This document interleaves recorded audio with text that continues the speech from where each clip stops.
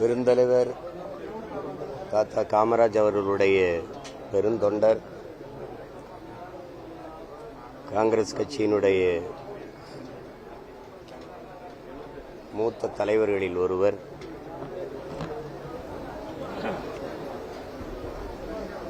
காந்தி மீதும் காமராஜ் அவர்கள் மீது இருந்த பெரும்பற்றின் காரணமாக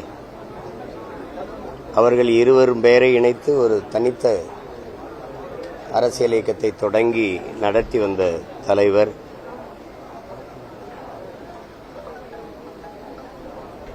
அரசியலையும் தாண்டி ஆகப்பெரும் தமிழ் ஆளுமை, இலக்கிய செல்வர் என்றுதான் எல்லோராலும் இன்று வரை அன்போடு அழைக்கப்படுகிறார். குமரியானந்தன் அவர்களுடைய சொற்பொழிவு என்றாலே அதில் சொக்கி திளைக்காத மக்கள் யாரும் இருக்க முடியாது. அவ்வளவு பெரிய ஆற்றல் மிக்க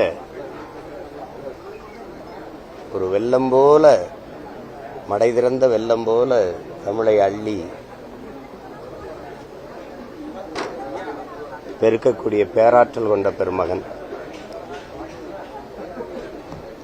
தொடர்ச்சியாக அவர் அரசியல் மேடைகளை தவிர்த்து தொலைக்காட்சியில் இலக்கிய நிகழ்வுகளில் பேசிய காணொளிகள் இன்றும் இருக்கிறது.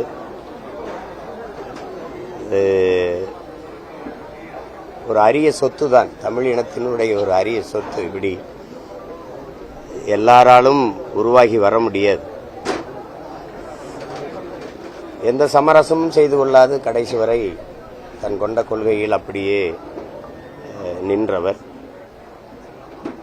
தன்னுடைய மகள் மாற்று இயக்கத்திற்கு போய் மாநில தலைவராய், ஒரு மாநிலத்தினுடைய ஆளுநராய் வந்த பிறகும் கூட உயிர் பிரியும் அந்த கடைசி நொடியில் என்னை காங்கிரஸ் கொடி போர்த்தி அடக்கம் செய்ய வேண்டும் என்று சொன்னதாக அம்மா என்னிடத்திலே அதை பதிவு செய்தார்கள்.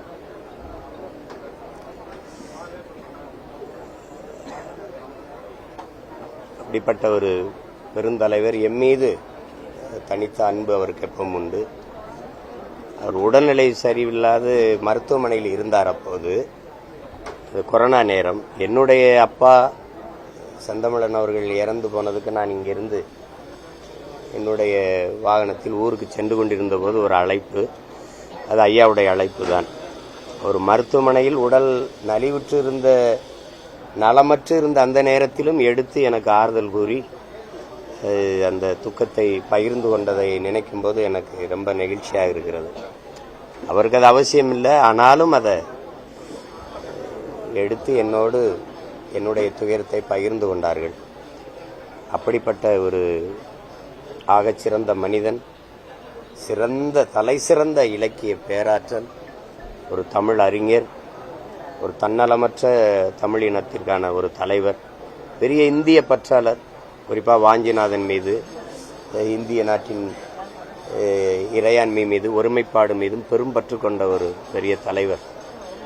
அவருடைய மறைவு என்பது ஒரு பேர் இழப்பு தான், பேர் இழப்பு. தமிழ் இலக்கிய உலகிற்கு உண்மையும் நேர்மையுமான தலைமைகளை தேடுகிற தமிழ் சமூக மக்களுக்கு இந்த தலைமை இன்று இல்லாதது ஒரு பெரிய இழப்பு தான். அவரை இழந்து வாடுகிற ஐயாவின் குடும்பத்தினர், குறிப்பாக அம்மா தமிழிசை சவுந்தரராஜன் அவருடைய குடும்பத்தினர், ஐயா வசந்தகுமார் அவருடைய குடும்பத்தினர், குறிப்பாக தம்பி, என்னுடைய தம்பி விஜய் வசந்த், இவர்களுடைய குடும்பத்தினர், காங்கிரஸ் கட்சி மற்றும் பாரதிய ஜனதா கட்சியினுடைய தோழர்கள், உறவுகள், எல்லோருக்கும் என்னுடைய ஆறுதல்.